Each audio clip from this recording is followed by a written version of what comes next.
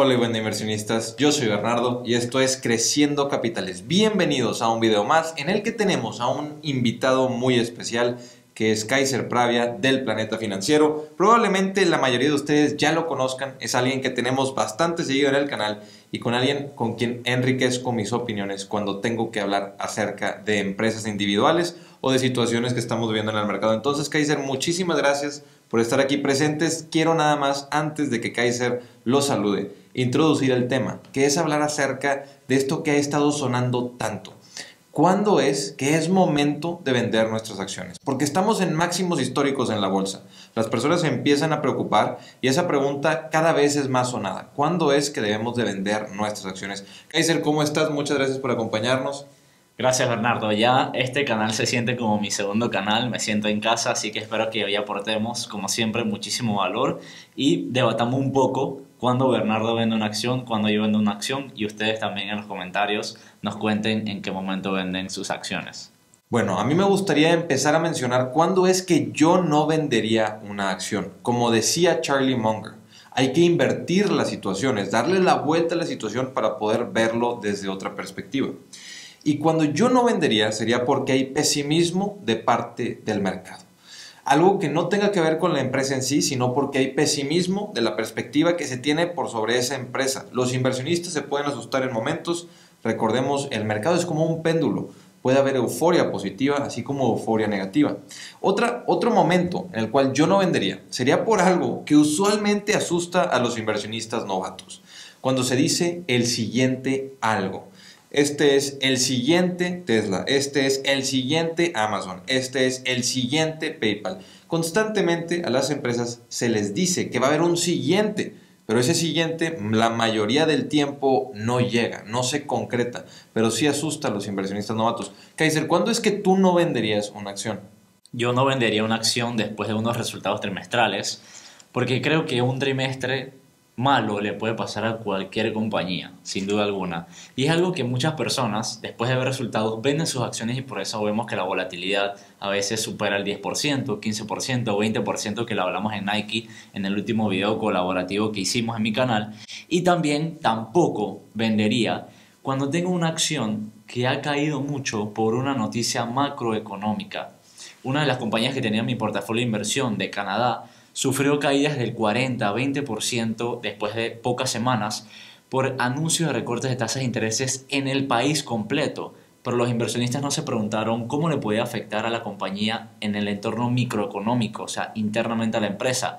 Y para sorpresa de muchos inversionistas, la compañía se benefició de estos recortes de tasas. O sea que el evento macroeconómico pesimista realmente benefició a la compañía y al día de hoy que hablamos, que son varios meses después, ya ha recuperado toda esa caída. Bueno, me gustaría nada más mencionar, antes de pasar a hablar, cuándo es que sí vendería una acción, algunos de los ejemplos de cuando se habla del siguiente algo que no se concreta. Por ejemplo, Bing contra Google. ¿Cuántas veces no escucharon que el nuevo buscador de Bing, que se asociaba con OpenAI, iba a vencer a Google, iba a lograr ganar una enorme cuota de mercado y no se concretó? O Meta, que iba a perder usuarios por el tema de TikTok.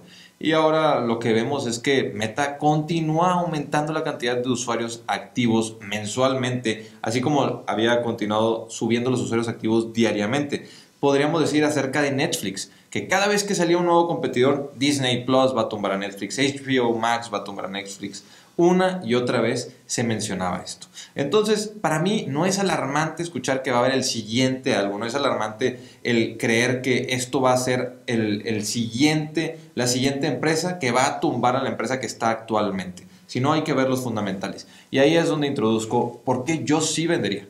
Por cambios fundamentales. Como mencionó Kaiser, él tuvo en su portafolio una empresa que vio caer más de 40%. Pero mientras caían las acciones, mientras había pesimismo en el mercado, los fundamentales estaban dándole la razón a él y a su tesis de inversión. En un trimestre puedes darte cuenta si empeoraron mucho los fundamentales y ya no quieres estar ahí. Así como en un trimestre también puedes darte cuenta si va en línea con lo que tú quieres. ¿A qué me refiero con los fundamentales? Con que se pueden deteriorar fuertemente en un trimestre. Si la empresa hizo una enorme adquisición y emitieron mucha deuda para salirse de lo que ellos normalmente hacen, entonces en un trimestre te puedes dar cuenta. Pero si es un rendimiento del negocio, si tú quieres ver cómo es que se está desempeñando el negocio, usualmente va a tomar 3, 4, 5 trimestres. Entonces con Nike en un trimestre nos pudimos dar cuenta que es una situación complicada, una situación en la que prefiero yo en lo personal estar alejado, ver cómo es que van a darle la vuelta a la situación actual en la que están, ver cómo es que se van a desempeñar los fundamentales, pero no en un trimestre puedo decidir si es buena o no es buena opción, sino que tengo que dar tiempo que se desenvuelva. Otro ejemplo que podríamos dar o que podría ayudar acerca de los cambios fundamentales es si hay un cambio importante en el equipo directivo. Tal vez si yo invierto en una empresa porque tiene al CEO, que es uno de sus fundadores, y él se va a retirar y la nueva persona no se ha comprobado, tal vez eso era parte de mi tesis de inversión. El buen equipo directivo que a lo mejor ya no va a estar. O ver efectivamente que está perdiendo cuota de mercado la compañía. Pero no me voy a dar cuenta en un trimestre, sino a lo largo de varios trimestres. También ver que hay cambios en la industria. Una industria que anteriormente crecía rápido, que ya no esté creciendo. Si tienes a Blockbuster en tu portafolio y estás en el 2005, tal vez tenías bastante tiempo para darte cuenta que era un negocio que no iba a continuar creciendo, que era una industria que no iba a seguir ganando popularidad, sino que ya había topado y que estaba cambiando. O por ejemplo, si fuiste parte o estuviste en Apple cuando salía el iPhone, bueno, no te ibas a dar cuenta en un trimestre si era algo para el futuro o no. Tenías que darle tiempo a la empresa a desempeñarse. Entonces, inversionistas, para mí esa primera regla son los cambios fundamentales. Tú, Kaiser, yo sé que te fijas en los cambios fundamentales. ¿Qué serían algunos ejemplos que podrías mencionarnos o cuál sería la regla número 1 para la cual tú empezarías a vender una acción? Yo tengo 3 reglas para vender una acción. Obviamente estoy de acuerdo con Bernardo en el tema de los cambios fundamentales. Sin embargo, en ciertas cosas no me fijo tanto de las que mencionó Bernardo, como por ejemplo el cambio del equipo directivo. Claro que puede afectar muchísimo, pero no es una razón, digamos, primordial o en mi top 3 que considero para vender una compañía, pero que sí considero cuando se encuentra a precios de burbuja, como un PayPal en el 2021, como un Tesla en el 2021, como un Adobe en el 2024, que vemos que hace poco cayó 20% también. Cuando mi empresa en la que invertí se encuentra a precios extremadamente sobrevalorados, yo considero vender, porque de ahí solamente hay 2 rutas. Uno, o cae la acción, o dos, crecen extremadamente rápido el beneficio por acción. Y eso usualmente lo que termina pasando es que caiga el precio por acción, como ya vimos de nuevo en Tesla, PayPal, Adobe, probablemente Nike, pero eso ha pasado por lo largo de la historia de la bolsa con distintas compañías y no es sostenible una valoración tan alta.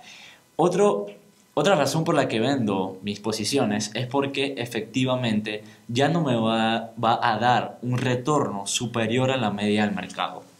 ¿Y esto cómo se entiende? Porque la compañía puede desacelerar. Por ejemplo, si estoy invirtiendo en una compañía que crecía al 15% anual y la compañía anuncia que llegó a este tamaño por naturaleza y ahora va a crecer al 5% anual, al 7% anual, probablemente considere venderla. Porque en la media del mercado me va a dar entre un 8 a 12%. Yo busco compañías que puedan superarlo. Entonces, más que con la valoración, eso tiene que ver mucho con el crecimiento empresarial. Por eso, yo invierto en compañías pequeñas que me pueden dar negocios tradicionales, que igual creo que lo vamos a hablar en otro video, pero que pueden dar un crecimiento sostenible por encima de la media del mercado. Sí, bueno, yo tengo un par de reglas que también quisiera mencionar, ya que lo mencionas como reglas, me gusta bastante cómo lo explicas. Yo tendría otras dos, que es si encuentro mejores oportunidades. El encontrar mejores oportunidades quiere decir que veo una situación en la que percibo mayor beneficio posible a menor riesgo posible. O la misma calidad en la empresa, la misma calidad en la inversión, pero con un menor riesgo. Entonces, si puedo esperar el mismo retorno, pero con un menor riesgo, para mí ya vale mucho más la pena el arriesgar menos el portafolio. Por otra parte, la última regla que pondría, la tercera regla que pondría, sería si hay una sobrevaloración extrema, y esa sobrevaloración extrema usualmente se puede dar porque la empresa está dejando de crecer y cotizaba muy elevado, o porque el mercado simplemente ve algo de euforia. Situaciones en las cuales me gustaría mencionar lo del equipo directivo sería, por ejemplo, bueno, yo tuve en mi portafolio y tengo en mi portafolio actualmente a Disney, que cuando cambió el equipo directivo de Disney, las cosas se empezaron a hacer de manera diferente. Venían con Bob Iger haciendo las cosas de una manera y cuando cambió Bob Chapek simplemente no siguió con todo lo que Bob Iger llevaba haciendo. Entonces, las acciones desde que cambiaron el CEO no hicieron absolutamente nada y tuvieron que volver a traer de regreso a Bob Iger. Entonces, simplemente mis experiencias en la bolsa me han dicho que a veces el equipo directivo es una parte importante de la tesis. Pensando, por ejemplo, en si Mark Zuckerberg el día de mañana se va de Facebook, para mí cambiaría muchísimo la tesis de inversión sobre Meta. Si se va Jensen Huang de Nvidia, para mí cambiaría muchísimo la tesis de inversión sobre Nvidia. Que Nvidia no la tengo en mi portafolio, claramente, pero es una parte muy importante. Es la persona que sale a comunicar, a vender la idea, a hablar acerca del futuro. Supongo que así se siente mucho la gente que habla acerca de Tesla e Elon Musk en esa compañía. Sí. Por otra parte, nada más lo de la desaceleración, quisiera mencionar bien rápido, que es que se habla de que las empresas cotizan a una media histórica. Usualmente, cuando alguien habla de una oportunidad, dicen está cotizando por debajo de su media histórica. Pero volteas a ver el crecimiento y también está creciendo más lento de lo que crecía anteriormente. Entonces esa media histórica debe de bajar porque una empresa no va a crecer toda la vida al mismo porcentaje. No va a crecer siempre a doble dígito, no va a crecer siempre arriba de un 20% y cuando deja de crecer esa velocidad, bueno, el múltiplo debería de bajar y es por eso que me fijo muchísimo en qué pasa con la industria, si la industria ya se está desacelerando.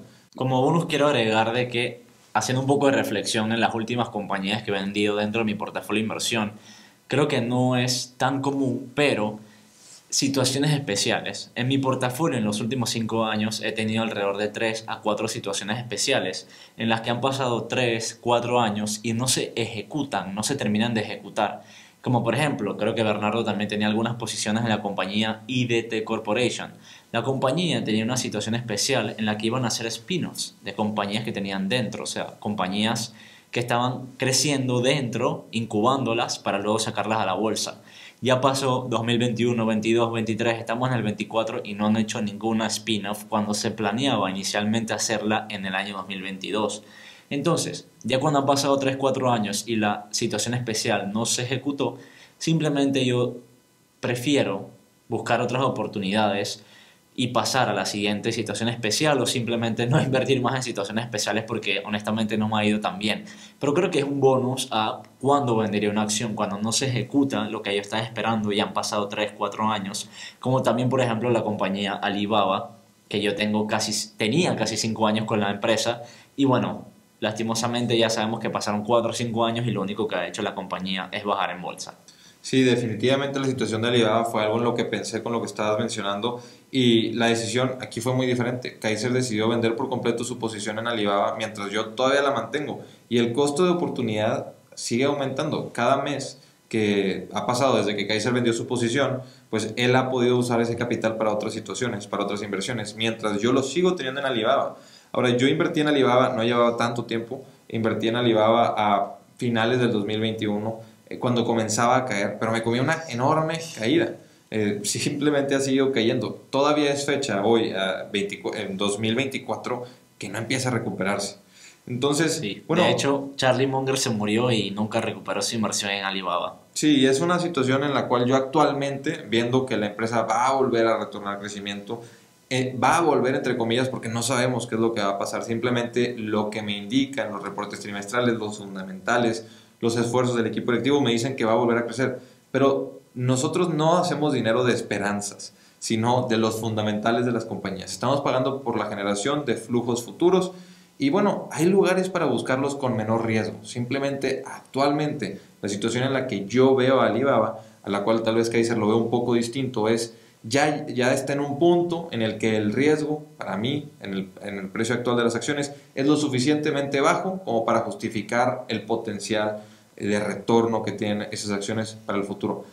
Entonces, sí, las situaciones especiales son algo muy complicado. Hay situaciones especiales para, por ejemplo, decir remontadas, que son mucho más obvias. Por ejemplo, cuando caían las acciones de Meta, que en la compañía los fundamentales no se habían deteriorado, simplemente la compañía estaba gastando mucho más. ¿Cómo lo puede solucionar? Pues gastando menos. Se hablaba de un turnaround en Amazon, pero a Amazon nunca le fue mal en el negocio, solamente tuvieron un periodo de inversión mucho más fuerte en el negocio.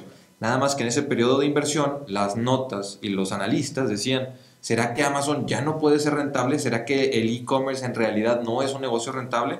Y ahora que empiezan a recortar gastos, vimos que no era un problema fundamental, solamente era que recortaran sus gastos. Estaban gastando más de lo que le hubiese gustado a los inversionistas y a los analistas, prefiriendo crecer por encima de ser rentables. Entonces, las situaciones especiales complicadas, como decir, hablar acerca de Intel, hablar acerca de, por ejemplo, BlackBerry, Alibaba. Son situaciones bastante más complejas de lo que hubiese sido hablar acerca del cambio que hubo en Google, que estaban siendo mucho más responsables con los premios en compensación de acciones, de hablar acerca de lo que estaba pasando en Meta, de hablar acerca de lo que estaba pasando en Amazon. Entonces es una situación de caso por caso, pero creo que en este video podemos resumir nuestras 3 reglas. Mis 3 reglas son que los cambios fundamentales estén surgiendo de manera muy importante en la compañía, que cambien mi tesis de inversión, de hablar acerca de que encuentro una mejor oportunidad, sería mi segunda regla, y mi tercera regla, una enorme discrepancia en la evaluación que tiene la empresa a comparación de lo que yo creo que esa empresa vale. Entonces, si está muy sobrevalorada, voy a poner mi capital en otro lado, principalmente porque va a cumplir con la regla número 2. ¿Dónde es que va a estar mejor mi dinero? ¿Dónde es que se va a duplicar lo más rápido posible con el menor riesgo posible? ¿Cuáles serían tus 3 reglas para resumir? Simplemente una valoración en burbuja, un cambio fundamental y por supuesto que ya no me dé retornos por encima de la media del mercado. Excelente. Bueno, Kaiser, te agradezco muchísimo por haber estado una vez más en este canal. Ojalá que te volvamos a tener de nuevo. Sabemos que tenemos un video pendiente que vamos a preparar, pero que vengan más después de esos. Entonces, inversionistas, muchísimas gracias. ¿Hay alguna cosa que quieras agregar? No, gracias por ver hasta el final a los que están aquí. Nos aguantaron 15, 20 minutos hablando y espero que les haya aportado valor. Por supuesto, es lo único que buscamos hacer. Y también, Bernardo, gracias a ti por invitarme a tu canal. Inversionistas, nos vemos a la próxima. Hasta luego.